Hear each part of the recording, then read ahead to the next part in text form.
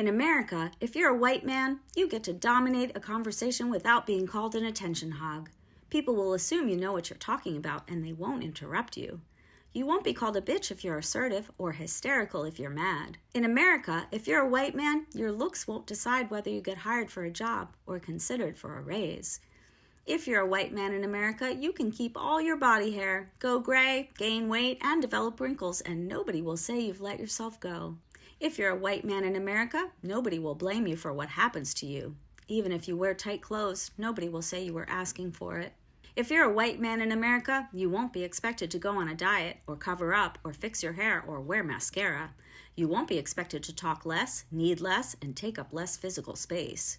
People won't tell you to smile, and nobody will catcall you on the street. If you're a white man in America, you won't be considered impure if you lose your virginity when you're young and unmarried. You'll see every depiction of sex favoring your pleasure over your female partners.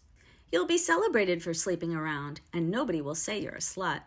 You can deny sexual advances without being called a prude or having to worry for your safety, and you can smile at people without them taking it as a sexual invitation.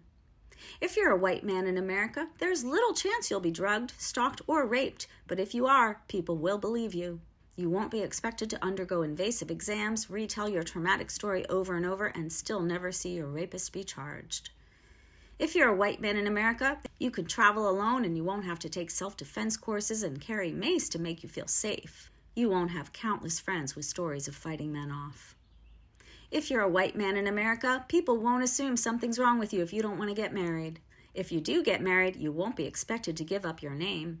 You won't be expected to do an average of 7 hours more of housework than your partner per week. And you won't be shamed for being a terrible cook. If you're a white man in America and you don't want to have kids, people won't feel like you're shirking your responsibility to reproduce. If you do have kids, you won't be scrutinized for the pregnancy weight you've gained.